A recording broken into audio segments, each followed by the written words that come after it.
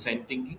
Empathize divergent exploration to capture real needs, behavior, context, and emotional undercurrents.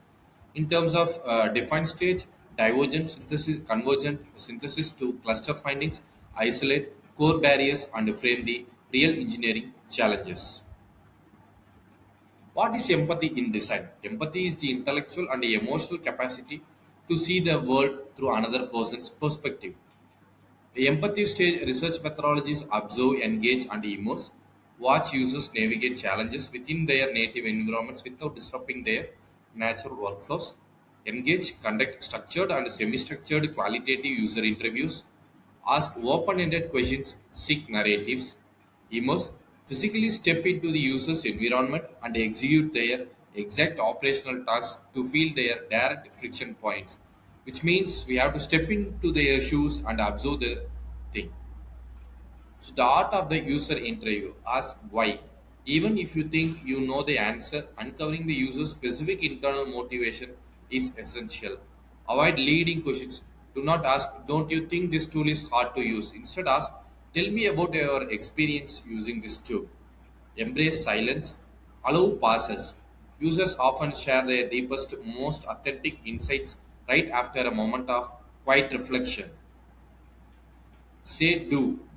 Say direct user codes, specific phrases, pocket goals, does physical actions, behavior, workflows observed in practice. Think and feel.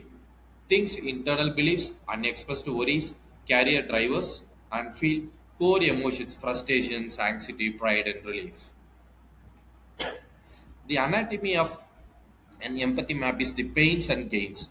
Pains, friction points, legacy bottlenecks, system failures, personal anxieties or structural risks. Gains, hopes, absolute needs, measures of performance success, and hidden aspirations.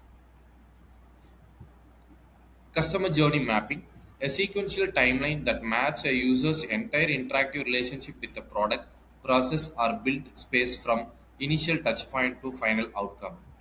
So journey phase, discovery, interaction and resolution, user action, seek structural information, touchpoint, mobile portal or site notice, emotional state, neutral or uncertain, attempts, complaint submission, legacy, desktop portal, frustrated by delays.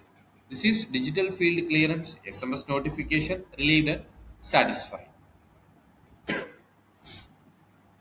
Yeah, the defined stage. The defined phases process all field data to isolate a single root challenge worth solving.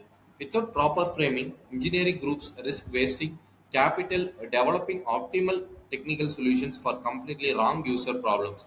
The primary goal is to synthesize scattered observation nodes into a laser focused, actionable framing device called the point of view statement. Techniques for data synthesis. So apply 5 the persona creation and the affinity diagrams. Write out the raw data observations on post-its, then visually cluster them by intuitive operational themes. Iteratively drill into any observed user failure point by asking why.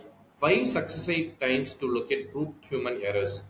Persona, construct a prototype composite profile representing a primary user segment to keep teams anchored. User personas, humanizing the data.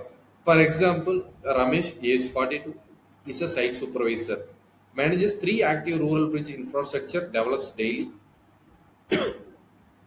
file accurate, verifiable, safety compliances records directly from the feed.